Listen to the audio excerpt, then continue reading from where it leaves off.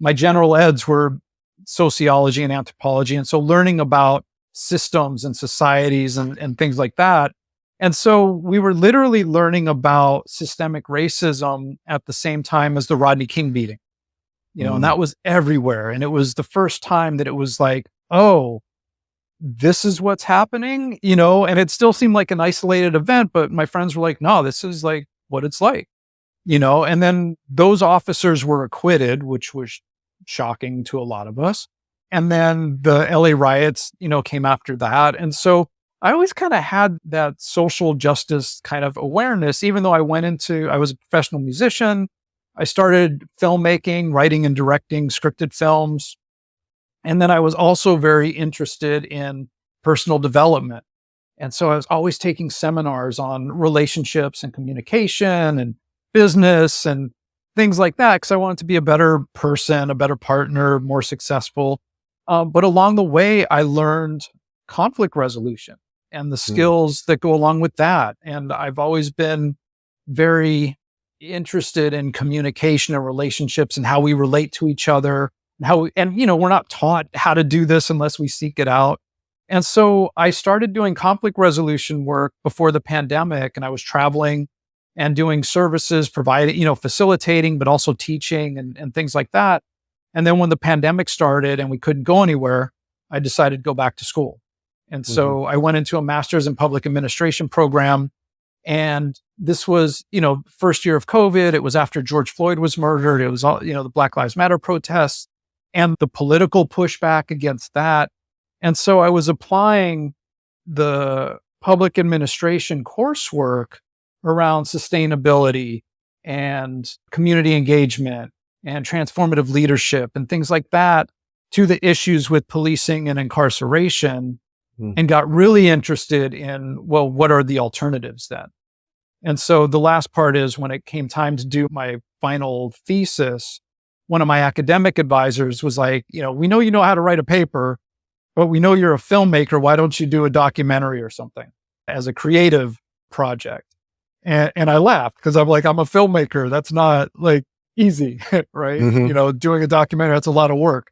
But she said, do it anyway. And so I accepted the dare and started interviewing people. I filmed it on my iPhone. The interviews are on my iPhone. I edited on my laptop.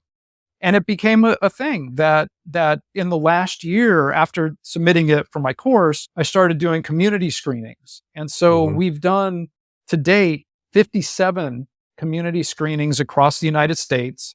Over 70 organizations have co-hosted and supported the screenings.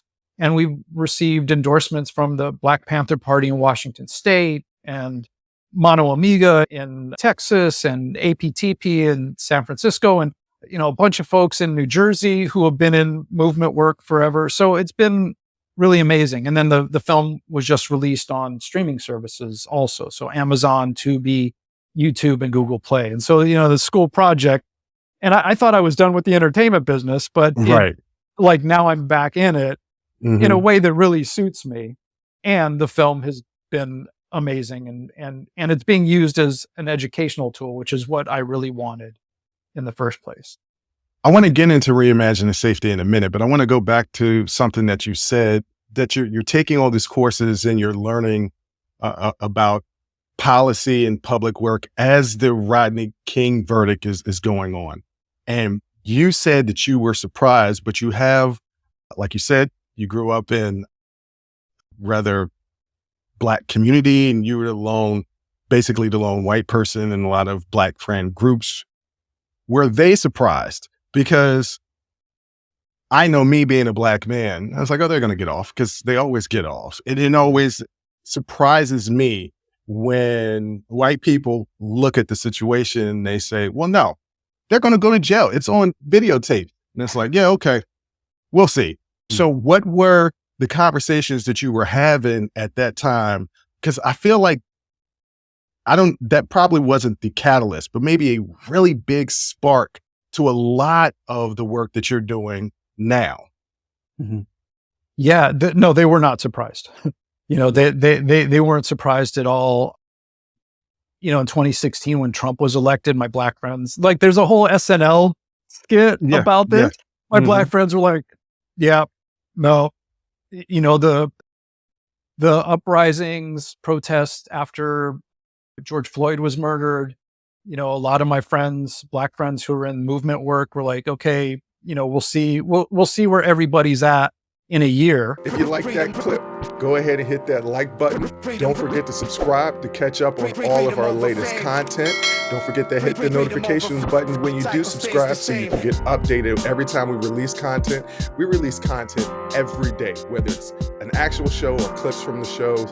So go ahead and subscribe, like, comment. Also, don't forget our Patreon page where you can find our Talking Straight-ish and After Hours Uncensored episodes. That's patreon.com/Unsolicited Perspectives. But once again, thank you again for listening to Unsolicited Perspectives. I'm your host, Bruce Anthony, and I'm going to catch you next time. I'll holla.